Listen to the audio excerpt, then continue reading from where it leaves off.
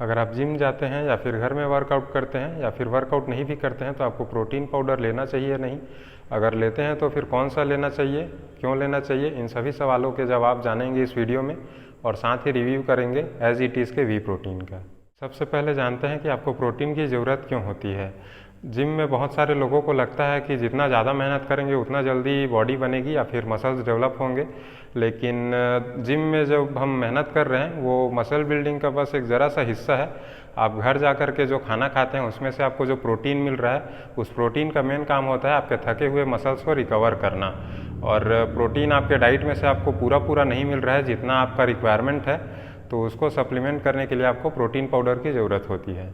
आपकी बॉडी को डेली कितना प्रोटीन चाहिए ये डिपेंड करता है आपके फिटनेस लेवल पे और आपके गोल पे। एग्जांपल के लिए एक सेडेंट्री लाइफस्टाइल वाले आदमी को, यानी कि जिसको ज़्यादा कुछ करना नहीं होता है रोज़, उसके लिए उसके बॉडी वेट के आसपास ग्राम में प्रोटीन मिल जाए तो फिर उसके लिए सफिशिएंट है। लेकिन अगर किसी को मसल गेन करना है या फिर फैट लॉस करना है या फिर किसी स्पोर्ट्स में अच्छा परफॉर्म करना है तो फिर उसका प्रोटीन रिक्वायरमेंट थोड़ा सा ज़्यादा होता है। एग्जांपल के लिए एक 60 किलो के आदमी के लिए जो घर में सिर्फ बैठा हुआ है उसके लिए 60 ग्राम प्रोटीन डेली का सफिशिएंट है, और वहीं एक 60 किलो का एथलीट जिसको कुछ स्पोर्ट्स खेलना है या फिर वेट लॉस करना है या मसल गेन करना है उसके लिए 60 ग्राम प्रोटीन बहुत कम हो जाएगा, 100 से ऊपर प्रोटीन भी शायद उसके लिए कम पड़ जाए। अब ये जो डेली का 60 ग्राम प्रोटीन 100 ग्राम प्रोटीन है वो बोलने के लिए आसान है, लेकिन जब कोई खाने लगे तब फिर पता चलता है कि ये कितना टफ है। डेली की बेसिस पे चिकन खा पाना, अंडा खा पाना या फिर स्प्राउट्स मतलब कि चना, मूंगफली वगैरह खा पाना बहुत टफ हो जाता है। या तो क्या बोलते हैं किसी चीज़ में टेस्ट नहीं होता है, और अगर किसी चीज़ में टेस्ट है तो फिर वो कन्वीनियंस नहीं होता है, मतलब आपको रोज़ लाना ले जाना, उसको बनाना, ये सब कंझट है। और ऐसे में ये जो वी प्रोटीन है वो आपकी ज़िंदगी को थोड़ा सा आसान बना देता है, क्योंकि आप में इसको ज़्यादा तमाशा करने का ज़रूरत नहीं है। बस एक बार ख़रीद के लाओ, पानी में घोलो और जब आपको प्रोटीन का ज़रूरत है पी लो चुपचाप। तो ये तो एकदम क्लियर है कि प्रोटीन की ज़रूरत है, इसमें कोई गलत बात नहीं है। अब जानते हैं कि आप प्रोटीन सप्लीमेंट ले रहे हैं तो आपको कौन सा लेना चाहिए। कौन सा प्रोटीन लेना है आपके पर्सनल प्रेफरेंस पे डिपेंड करता है कि आपका बजट कितना है और आपको किस टाइप का टेस्ट चाहिए। अगर आप अच्छे ब्रांड की ओर जाते हैं तो जाहिर सी बात है कि आपको ज़्यादा पैसा खर्चा करना पड़ेगा, लेकिन उसमें बहुत सारे फ्लेवर मिल जाएंगे आपको, तो हो सकता है कि आप बोर ना हो।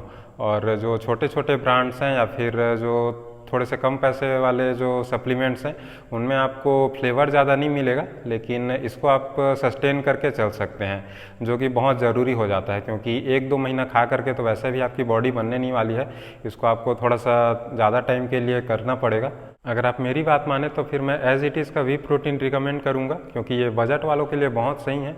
दूसरे वी प्रोटीन्स के कंपैरिजन में इसका रेट काफ़ी कम है, 1600-1700 रुपये में आपको इसका 1 kg का पैकेट मिल जाएगा।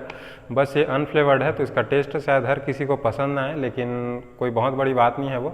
और ये अच्छा प्रोटीन है, इसको प्रूव करने के लिए हमारे पास 2-3 चीज़ें हैं, जैसे कि इसका मैं 3-4 पैकेट यूज़ कर चुका हूँ। और मिक्सिबिलिटी भी एक चीज़ होती है, प्रोटीन कितना जल्दी मिक्स हो जा रहा है पानी में उससे पता चलता है कि वो प्रोटीन जेन्युइन है कि नहीं। तो इसको शेक करने के लिए हमको शेकर की भी ज़रूरत नहीं पड़ती है, जब भी हमको इसको यूज़ करना रहता है तो हम ये गिलास में ही इसको घोल के पी लेते हैं। इस सब के अलावा एक और चीज़ जिसके वजह से मुझे लगता है कि एज इट इज़ का प्रोटीन अच्छा है वो ये है कि 2 साल के अंदर में ही इसका रेट लगभग 50% तक बढ़ गया है। 2020 में जब हमने इसको पहली बार यूज़ करना स्टार्ट किया था तो ये 1180-90 रुपये कुछ में 1 किलो का मिल जाता था, और अभी 1700 हो गया है।